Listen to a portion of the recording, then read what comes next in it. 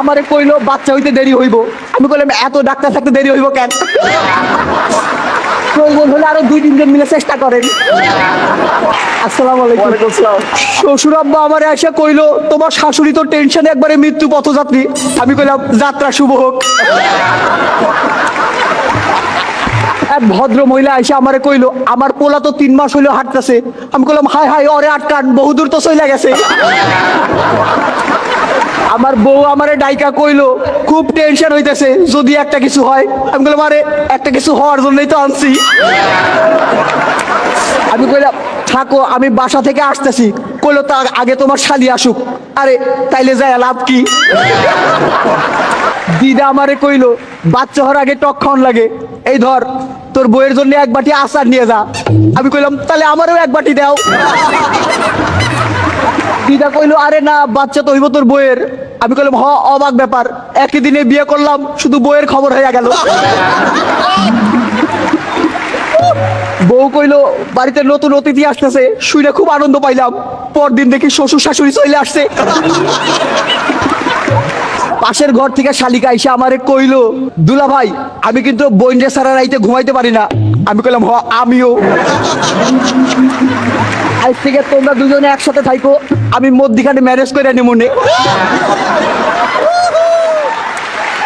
শালি কইলো আমার বোনের বাচ্চা হইব জন্য আমার খুব খুশি খুশি লাগতেছে। আমি কইলাম এইবার তোমার উচিত তোমার বোনরে খুশি করা। পরিবার পরিকল্পনার এক আপা আসছিল। আপা আমারে কইলো যে জন্ম নিয়ন্ত্রণের জন্য কোনো পদ্ধতি গ্রহণ করছিলেন কি? আমি কইলাম পদ্ধতি একটা গ্রহণ করছিলাম কিন্তু ওইটা নিয়ন্ত্রণের না। আপা আমার বউরে কইলো যে এই সময় ভালো মন্দ খাওয়া দরকার, আপনার কি খাইতে সবচেয়ে ভালো লাগে? আমি কইলাম ওই একটা খাবারের নাম কয়া দাও। ওইটা কইও না।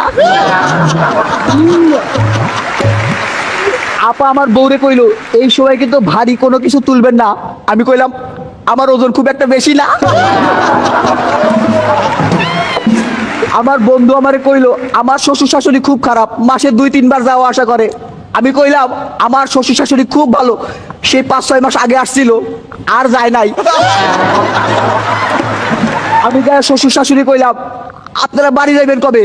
কইলো নাতি নাতির মুখটা দেখে যাবো না। আমি কইলাম ঠিক আছে 2-3 দিনের মধ্যে একটা ব্যবস্থা করতেছি। হানিমুন থেকে ফিরেই তো বউরে হাসপাতালে পাঠানো যায় না, লোকজন কি মনে করবো, তাই বিস্তারিত একটু কইলাম। শালিরে করে রিক্সায় করে হাসপাতালের দিকে আসতেছিলাম। শালি আমার জড়ায় ধরে কইলো আমার খুব টেনশন হইতেছে। আমি আরো শক্ত করে জড়ায় ধরলাম, আমার টেনশন তো বেশি। হাসপাতালে ঢুকতেই ডাক্তার রে দেখে বুকটা ধীপ ধীপ করতেছিল। মাইয়া ডাক্তার যে। ডাক্তার আপা আমারে কইলো বাচ্চা হইতে দেরি হইব। আমি কইলাম এত ডাক্তার থাকতে দেরি হইব কেন? প্রয়োজন হলে আরো 2-3 জন মিলে চেষ্টা করেন। টেনশনে কাঁপতেছিল আমার হাত, নড়তে লাগলো আমার চোখ, গরম হয়ে উঠলো মাথা। আমি দোয়া করলাম যে বাচ্চা জানি দেখতে আমার মতো হয়, দুষ্টু প্রতিবেশী তো অভাব নাই। এমন সময় নার্স আইসা কইলো আপনার একটা ছেলে সন্তান হয়েছে। আমি কইলাম এত চেষ্টার পরে একটা? দাঁড়ান বউরে খবরটা দিয়ে আসতেছি।